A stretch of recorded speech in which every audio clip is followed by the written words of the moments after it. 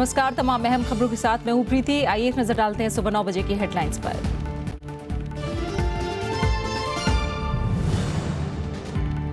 गुजरात के हिंसाग्रस्त इलाकों में हालात सामान्य, मोबाइल और इंटरनेट सेवाएं बहाल।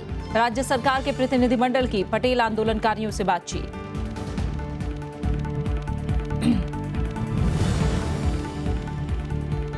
पठानकोट आतंकी हमले की जांच के लिए पाकिस्तान जाएगी एनआईए टीम। सरताज अजीज ने कहा, अपील पर हो रहा है विचार, भारत को जल्द दौरे की उम्मीद।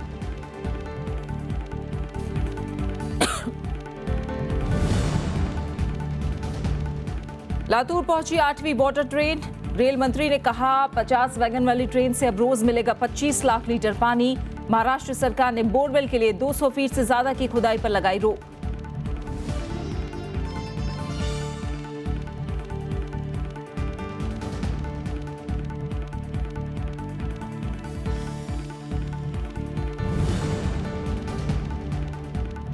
भारत चीन के बीच जल्द स्थापित होगा सैन्य हॉटलाइन। रक्षा मंत्री मनोहर पारिकर ने कहा, संबंधों को आगे बढ़ाने के लिए प्रतिबद्ध भारत। मसूद अजहर के मुद्दे पर कड़ा एतराज।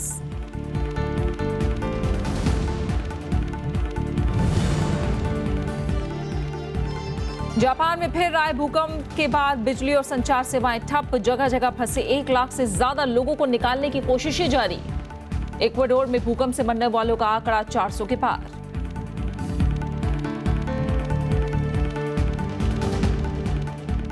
गुजरात में कल पटेल समुदाय की तरफ से बुलाए गए बंद का मिला जुला असर देखने को मिला। हिंसाग्रस्त इलाकों में सामान्य होने के बाद धारा 144 भी हटा ली गई। मोबाइल और इंटरनेट सेवाएं बहाल कर दी गई हैं। इस बीच सरकारी पैनल और आंदोलनकारियों के प्रतिनिधियों के बीच कल गांधीनगर में वार्ता हुई। दोनों पक्षों ने बातचीत को सकारात्मक बताया है। अगले दौर की बातचीत जल्द होने की उम्मीद है। गुजरात में कल पटेल समुदाय के प्रतिनिधियों और सरकार के 7 मंत्रियों के समूह के बीच गांधीनगर में बैठक हुई। बैठक में पाटीदार नेता हार्दिक पटेल की रिहाई और आंदोलन की वापसी पर चर्चा हुई। हालांकि बैठक का कोई फौरी नतीजा नहीं निकला, लेकिन सरकार ने बातचीत को सकारात्मक बताया। अंदर जेल में जो हार्दिक और दूसरे जो लोग हैं पास, और ये एसपीजी वाले का, उन लोगों को पहले जमानत पे छोड़ दो और बाद में जो केसेस जो हुआ इनके खिलाफ, और वो केसेस जितना जल्दी बने इतना जल्दी से वापस खींच लो। और तीसरा मुद्दा, जो पुलिस डिपार्टमेंट ने जो दमन किया है निर्दोष लोगों के ऊपर, उसकी इंक्वायरी हो। हमको उनके जो सुझाव दिए हैं उस सुझाव के बारे में हम चर्चा करेंगे मुख्यमंत्री जी के साथ, और हो सके इतना पॉजिटिव रह के सरकार काम करेगी। इस बीच आरक्षण को लेकर सोमवार को बुलाए गए पटेल समुदाय के राज्यव्यापी बंद का मिला जुला असर देखने को मिला। कई जगहों पर व्यापारियों ने खुद ही अपनी दुकानें बंद रखीं, तो कहीं लोगों को रोजमर्रा की जरूरतों के लिए भी जद्दोजहद करनी पड़ी। यहाँ से रास्ते में उतार दिए, अभी आगे जाएगा किधर? ड्राइवर तो उतर गए, बोला हम आगे नहीं सकता है। पब्लिक का सुविधा भी देखना मांगता है ना। फिर अभी हम पहुँचेगा कितना बजे और आज ही रिटर्न जाने का है। हिंसाग्रस्त इलाकों में हालात सामान्य होने के बाद धारा 144 हटा ली गई है। मोबाइल और इंटरनेट सेवाएं भी बहाल कर दी गई हैं। कांग्रेस ने एक बार फिर से भड़क उठे पटेल आरक्षण आंदोलन को नरेंद्र मोदी के मुख्यमंत्री दौर की नाकामियों का नतीजा बताया है। पुलिस ने पहली बार पथराव किया, ये हमने पहली बार देखा, और बहुत सारे लोगों को चोटें आई हैं। ये पूरा मोदी मॉडल का फेलियर है। किसान के पास ना रोटी है और ना रोजगार, और किसान सड़कों पर है।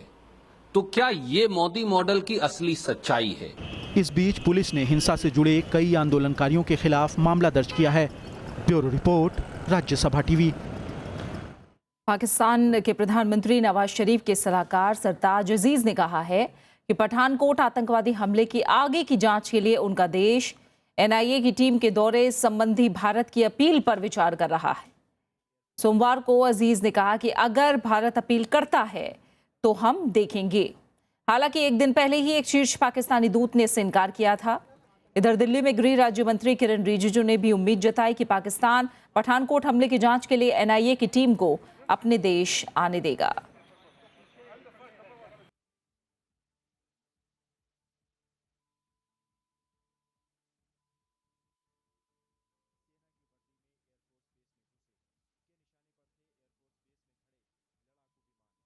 चीन के दौरे पर गए रक्षा मंत्री मनोहर पर्रिकर ने सोमवार को चीन के रक्षा मंत्री जनरल चांग वानक्वांग के साथ मुलाकात की। इस मौके पर घुसपैठ की घटनाओं को रोकने, सीमा गश्ती दलों के बीच तनाव घटाने के समझौते को कार्यान्वयन और दोनों देशों के सैन्य मुख्यालयों के बीच हॉटलाइन स्थापित करने पर बात हुई। सैन्य हॉटलाइन स्थापित करने को लेकर चीनी पक्ष ने सकारात्मक प्रतिक्रिया दी है। बैठक के दौरान रक्षा मंत्री ने कहा कि भारत चीन के साथ अपने संबंधों को सर्वोच्च प्राथमिकता देता है। उन्होंने कहा कि भारत चीन के साथ मित्रतापूर्ण और सहयोगात्मक संबंधों को विकसित करने के लिए प्रतिबद्ध है। दोनों पक्षों के बीच मसूद अजहर का मुद्दा भी उठा। रक्षा मंत्री ने कहा कि संयुक्त राष्ट्र में जो कुछ हुआ वो सही दिशा में नहीं था। उन्होंने कहा कि आतंकवाद पर एक समान रुख अपनाना भारत और चीन दोनों के हित में है।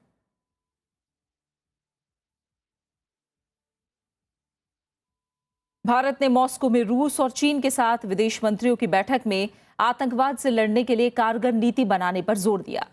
साथ ही संयुक्त राष्ट्र सुरक्षा परिषद में सुधार के मसले पर भी रूस और चीन से सहयोग बढ़ाने की बात कही।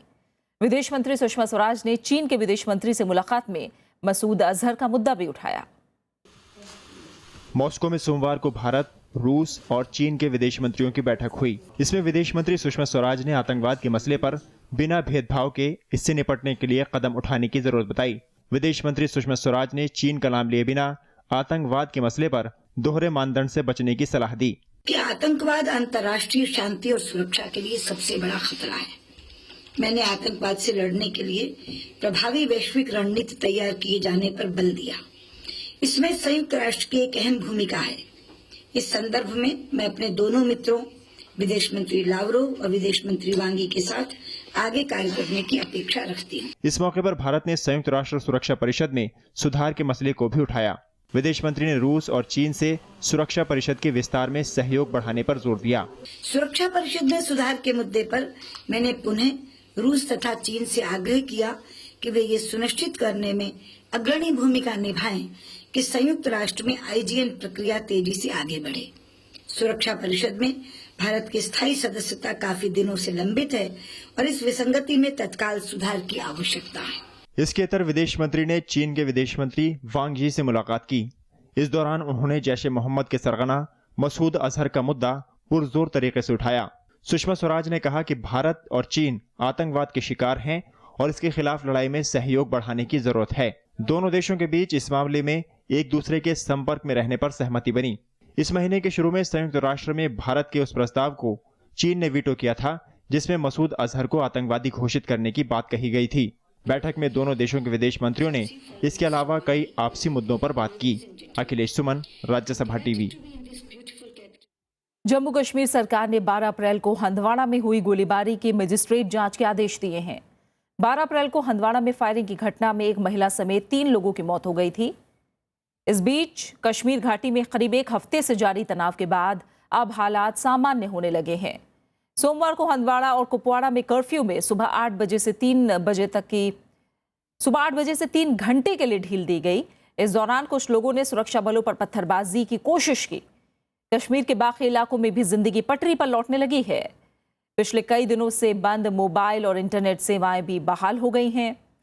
मुख्यमंत्री महबूबा मुफ्ती ने भी लोगों से हालात बेहतर बनाने में मदद की अपील की है और दोषियों को सजा दिलाने का भरोसा दिया है।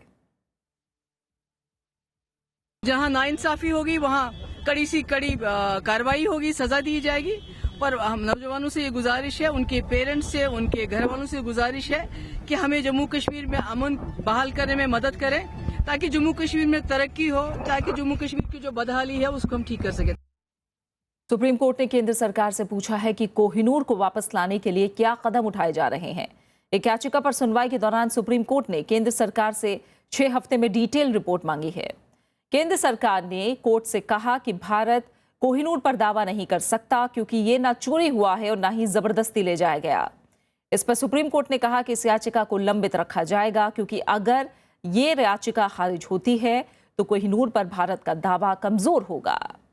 इधर संस्कृति राज्य मंत्री महेश शर्मा ने कहा कि ये मामला आजादी से पहले का है और इस पर विदेश मंत्रालय या गृह मंत्रालय ही कोई कदम उठा सकता है। जबकि कांग्रेस ने कहा कि कोहिनूर हीरे से भारतवासियों की भावनाएं जुड़ी हैं और इसे वापस लाने के प्रयास जारी रहने चाहिए। देखिए, कोहिनूर हीरा आजादी के पहले क्या विषय है। संस्कृति मंत्रालय की हमारी जो गाइडलाइंस हैं उनके अंदर आजादी के बाद की विषयों की हमारा मंत्रालय उस पर संज्ञान लेता है, और इस विषय पर अगर कभी कोई कॉल ली जाएगी तो एक्सटर्नल अफेयर्स मिनिस्टर या भारत सरकार उचित समय पर लेगी। उस पत्थर से हर भारतीय का भावनात्मक लगाव है। आ जाता तो अच्छा था। हमारी सरकारों ने भी कोशिश की। सरकार को कोशिश करनी चाहिए, सरकार को अपनी मंशा दर्शानी चाहिए कि हमारी इच्छा है, आ जाए तो हम सब स्वागत करेंगे उसका। बीजेपी ने तत्कालीन गृह मंत्री पी चिदम्बरम पर गलत बयानी और अपने पद के दुरुपयोग का आरोप लगाया है। सोमवार को दिल्ली में गृह राज्य मंत्री किरण रिजिजू ने कहा कि चिदम्बरम ने इशरत मामले में अपना फर्ज अदा नहीं किया। इधर कांग्रेस ने कहा है कि बीजेपी अपनी सरकार की नाकामियों की तरफ से लोगों का ध्यान भटकाने के लिए इस मुद्दे को उठा रही है।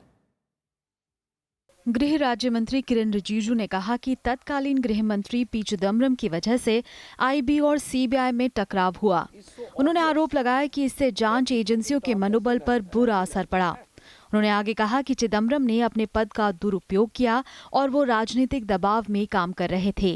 उस समय का गृह मंत्री चिदम्बरम जी ने जो काम किया है और जो फाइल में जो नोट दिया और आज सबके सामने में जो आया है, उससे देश को बड़ा नुकसान हुआ है। और एक गृह मंत्री इस तरह का काम करेगा ये हमें कभी उम्मीद नहीं था। मुझे लगता है कि चिदम्बरम साहब को किसी तरीके से दबाव डाला होगा। इधर कांग्रेस प्रवक्ता शकील अहमद ने कहा कि मूल मुद्दा फर्जी एनकाउंटर का है और बीजेपी इस बात से लोगों का ध्यान हटाना चाहती है। उन्होंने कहा कि बीजेपी सरकार अपनी विफलताओं के चलते मुश्किलों में घिरी है। डाइवर्सिटी टैक्टिक्स से देश के मुद्दों पे बहस नहीं कर करके मैन्युफैक्चर्ड मुद्दों पे डिबेट कराने की बात हो रही है। जैसे जैसे देश के लोगों को ये समझ आएगी, मुद्दा डाइवर्ट होता जाएगा। बहुत धन्यवाद। इससे पहले बीजेपी नेता निर्मला सीतारमण ने आरोप लगाया था कि चिदम्बरम ने कांग्रेस पार्टी के दबाव में इशरत के मामले में गलत हलफनामा दिया। बीजेपी का दावा है कि इशरत जहां मामले में खुफिया सूचनाओं को नजरअंदाज किया गया। Bureau report, Rajya Sabha TV. प्रवर्तन निदेशालय यानी ईडी जल्द शराब कारोबारी विजय माल्या के खिलाफ इंटरपोल गिरफ्तारी वारंट हासिल करने का प्रयास करेगा। मुंबई की एक अदालत ने सोमवार को माल्या के खिलाफ गैर जमानती वारंट जारी किया है। इसी आधार पर प्रवर्तन निदेशालय इंटरपोल गिरफ्तारी वारंट हासिल करने का प्रयास करेगा। अधिकारियों ने बताया कि एजेंसी जल्द ही सीबीआई के नोडल कार्यालय के जरिए इंटरपोल को पत्र लिखकर माल्या के खिलाफ रेड कॉर्नर नोटिस जारी करने को कहेगा। माल्या 2 मार्च को भारत से बाहर चले गए थे। समझा जाता है कि फिलहाल वो ब्रिटेन में हैं। ईडी के मुताबिक गैर जमानती वारंट बिना तारीख का है और एजेंसी इस बारे में तय प्रक्रियाओं के हिसाब से कार्रवाई करेगी। इसके तहत संबंधित व्यक्ति को इसे भेजना होता और उसकी तरफ से कोई जवाब न आने पर इंटरपोल से रेड कॉर्नर नोटिस जारी करने के लिए कहा जाता है।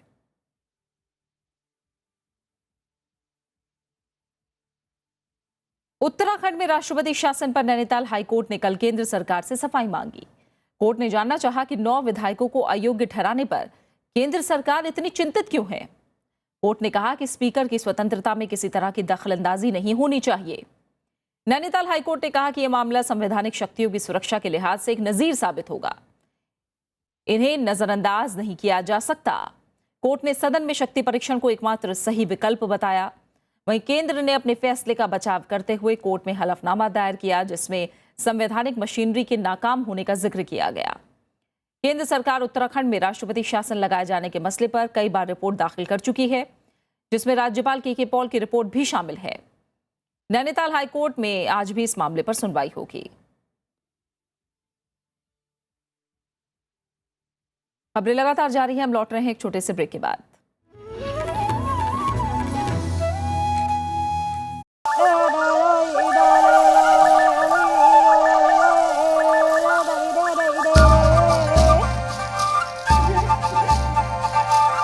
जारवाओं के पास पहुंची राज्यसभा टीवी की टीम। जारवाओं के साथ खास बातचीत। अंडमान की इस आदिम सभ्यता पर विशेष पेशकश।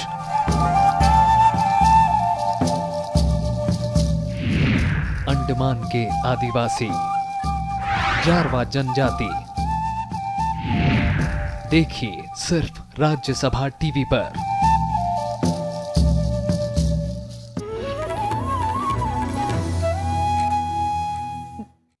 दिल्ली सरकार की सख्त चेतावनी के बाद ऐप आधारित टैक्सी सर्विस उबर और ओला ने और इवन योजना के दौरान किराए में बढ़ोतरी रोक दी है। इससे पहले सीएम केजरीवाल ने सभी ऐप आधारित टैक्सी सेवाओं को सरकार द्वारा निर्दिष्ट दरों से ज्यादा किराया वसूले जाने की हालत में कड़ी कार्रवाई किए जाने की चेतावनी दी थी, जिसमें परमिट रद्द करना और वाहनों को जब्त कर लिया जाना भी शामिल है।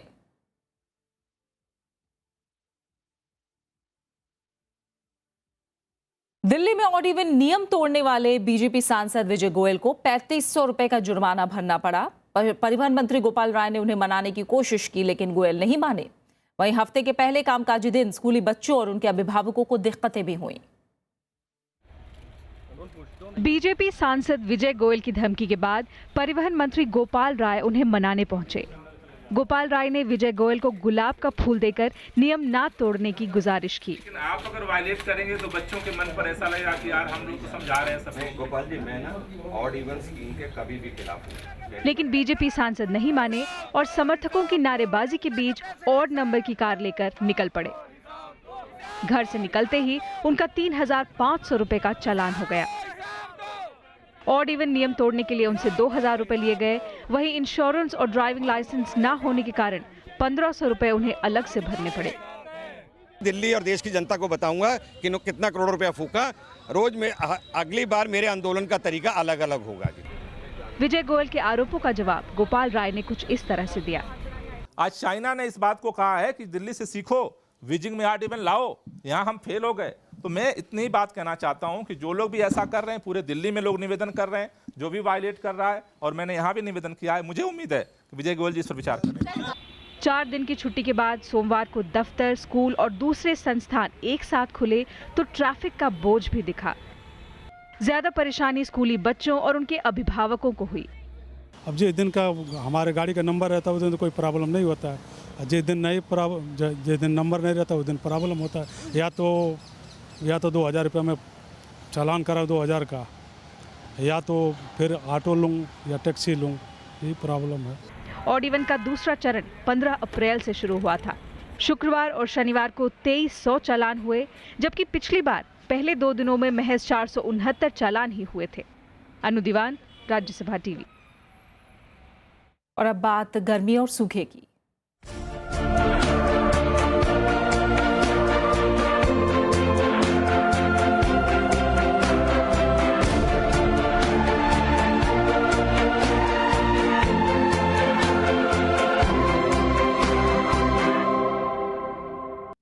राजस्थान के 19 जिलों को सूखा पीड़ित घोषित कर दिया गया है। राज्य के 44,000 से ज्यादा गांव में करीब 17,000 गांव में भारी जल संकट है। भीलवाड़ा में रेल के जरिए पानी भेजा जा रहा है। राज्य सरकार ने सभी जिलों के लिए 50-50 लाख रुपए जारी किए हैं। राज्य के 7 लाख हैंडपंप को ठीक करने के लिए 221 टीमों को लगाया गया है। राजस्थान के कई ऐसे जिले हैं जहां सामान्य से कम बारिश हुई है।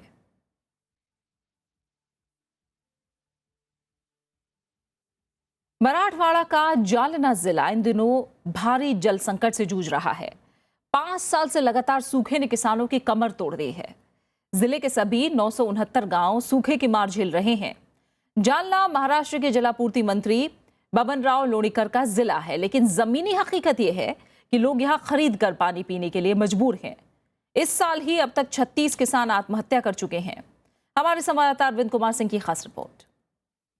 चिलचिलाती धूप में हाथों और सिर पर पानी का बर्तन लिए ये औरतें सरकारी नलों तक जाने में जितना पसीना बहा देती हैं, उन नलों से उतना पानी निकालने के लिए उन्हें घंटों मेहनत करनी पड़ रही है। जालना जिले के आनंदवाड़ी गांव के करीब 400 परिवारों की यही कहानी है। सूखे के चलते जल स्तर बहुत नीचे चला गया है। आसपास के तालाब सूख गए हैं। कर्ज के बोझ तले दबे किसान अब पानी भी खरीद कर पीने को मजबूर हैं। कर्ज है ना शेती का, क्रॉप लोन हो वगैरह, ये 2 साल से ऐसे दुष्काल होने के वास्ते कुछ शेतकरी के पास तो कोई भी नहीं। अभी शेतकरी को कोई चलने के वास्ते अब होना है तो क्रॉप लोन, वो खेती का वो जो कर्ज लिए वाला है ना, वो माफ करना चाहिए उन्होंने। जालना जिला मुख्यालय से करीब 60 किलोमीटर दूर परतूर तहसील के सभी गांव सबसे अधिक सूखे की चपेट में हैं। यहाँ के 90 गांव में टैंकरों से जो पानी पहुंच भी रहा है वो जरूरतों के हिसाब से नाकाफी है। इस नाते तमाम लोग जिंदा रहने को प्रदूषित पानी पीने को मजबूर हैं। जमीनी स्तर पर बोले तो ये लगातार 3 साल से परतूर से तहसील में अकाल की परिस्थिति है। किसान जो है उनकी माली हालत जो है जो चाहिए वैसी उभारने की जो आवश्यकता थी वो उभार तो नहीं रही। हालांकि प्रशासन का दावा है कि अकाल राहत से निपटने के लिए उनकी ओर से सभी संभव उपाय किए गए हैं। अभी गाँव में जो है ये पानी देने के लिए हम टैंकर से जो है पानी दे रहे हैं। हमने एक प्लान बनाया जो लगभग जो है 50 करोड़ का है, तो उसमें पूरे गांव जो है लगभग 480 गांव में टैंकर से पानी दे रहे हैं। लातूर से करीब 200 किलोमीटर दूर जालना की तस्वीर भी किसी तरह से कम भयावह नहीं है। ऐसे में अगर तुरंत राहत के कदम नहीं उठाए जाते तो लोगों के पलायन के अलावा दूसरा रास्ता नहीं बचेगा। हालांकि महाराष्ट्र के जलापूर्ति मंत्री मराठवाड़ा के जालना इलाके से आते हैं, लेकिन यह पूरा इलाका भारी जल संकट से जूझ रहा है। सूखे से किसानों की कमर टूट गई है और अब तक जालना के 36 किसान आत्महत्या कर चुके हैं। कुल मिलाकर यहाँ की दशाएं बेहद खराब है। कैमरा नारायण के साथ अरविंद कुमार सिंह, राज्यसभा टीवी, जालना। इस बीच 5 लाख लीटर पानी लेकर 8वीं ट्रेन लातूर पहुंची।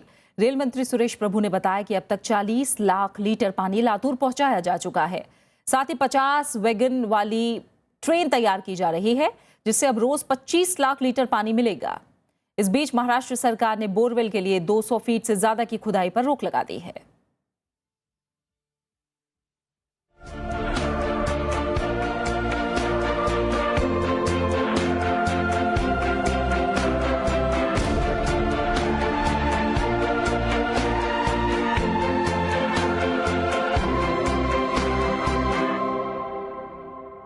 उपराष्ट्रपति मोहम्मद हामिद अंसारी ने कल छात्र छात्राओं से मुलाकात की। ये छात्र दिल्ली विश्वविद्यालय के कालिंदी कॉलेज के थे। राजनीति विज्ञान के विद्यार्थियों से उपराष्ट्रपति ने समसामयिक मुद्दों पर चर्चा की। छात्र छात्राओं ने उपराष्ट्रपति से मुलाकात कर खुशी जाहिर की। उपराष्ट्रपति ने भी छात्र छात्राओं को उज्जवल भविष्य की शुभकामनाएं दी।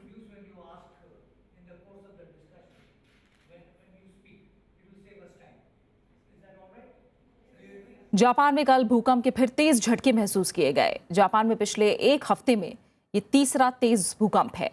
जापान में भूस्खलन की वजह से अभी भी तकरीबन 1 लाख लोग जगह जगह फंसे हुए हैं।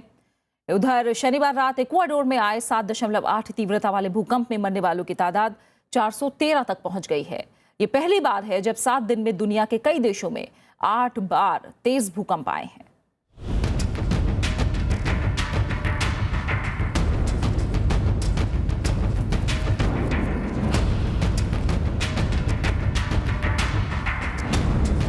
शनिवार को आए भीषण भूकंप से जापान अभी उबर भी नहीं पाया था कि सोमवार को दक्षिण जापान एक बार फिर दहल उठा। 5.3 तीव्रता के भूकंप के बाद लोगों में अफरा तफरी मच गई। इससे पहले रिंग ऑफ फायर में आने वाले जापान में भी गुरुवार और शनिवार को भूकंप के कई झटके आए थे। जापान के दक्षिणी इलाके कुमामोटो में शनिवार को 7.3 तीव्रता का भूकंप आया था। इसमें 40 से ज्यादा लोगों की मौत हुई थी और करीब 1000 लोग घायल हो गए थे। आने वाले दिनों में और भूकंप आने की आशंका के चलते लोगों को घर छोड़कर सुरक्षित स्थानों पर जाने को कहा गया है। そうですね、もう想像はつきませんね。復旧がもう家なんかももうめちゃめちゃになってるし、これからどうするのかなって。でこれだけの人数ですから。जापान के प्रधानमंत्री शिंजो आबे ने कहा है कि लापता लोगों की तलाश जारी है और पीड़ितों को पूरी मदद पहुंचाई जा रही है। 連絡が入ったとの報告を受けました。大変ありがたい申し出であり、速やかに具体的な輸送ニーズをですね、調整をし、整い次第直ちに実施したいと。 उधर दक्षिण अमेरिकी देश इक्वाडोर में शनिवार को 7.8 तीव्रता के भूकंप ने भारी तबाही मचाई।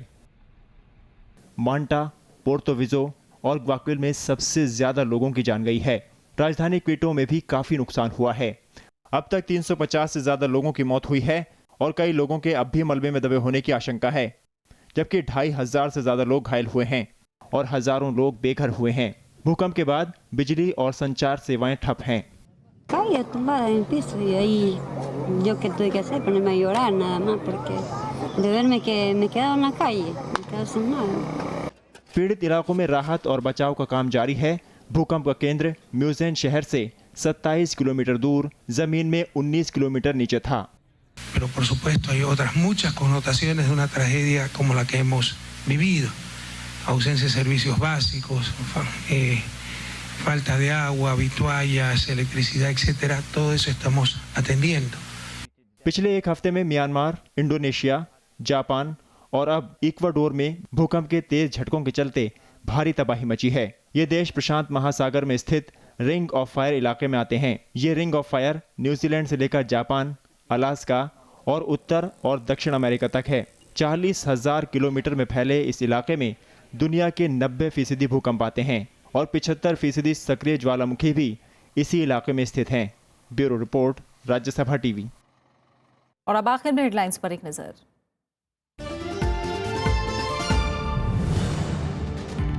गुजरात के हिंसाग्रस्त इलाकों में हालात सामान्य, मोबाइल और इंटरनेट सेवाएं बहाल।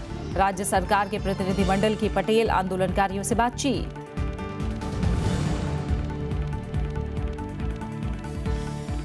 पठानकोट आतंकी हमले की जांच के लिए पाकिस्तान जाएगी एनआईए टीम। सरताज अजीज ने कहा, अपील पर हो रहा है विचार, भारत को जल्द दौरे की उम्मीद। लातूर पहुंची 8वीं वाटर ट्रेन। रेल मंत्री ने कहा, 50 वैगन वाली ट्रेन से अब रोज मिलेगा 25 लाख लीटर पानी। महाराष्ट्र सरकार ने बोरवेल के लिए 200 फीट से ज्यादा की खुदाई पर लगाई रोक। भारत चीन के बीच जल्द स्थापित होगा सैन्य हॉटलाइन। रक्षा मंत्री मनोहर पारिकर ने कहा, संबंधों को आगे बढ़ाने के लिए प्रतिबद्ध भारत। मसूद अजहर के मुद्दे पर कड़ा एतराज।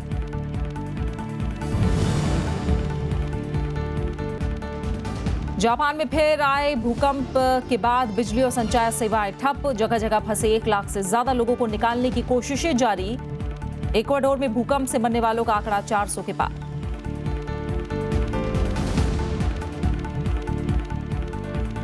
और इसी के साथ फिलहाल इस बुलेटिन में इतना ही। आगे देखिए मेरे साथ लोकतंत्र 2016। नमस्कार।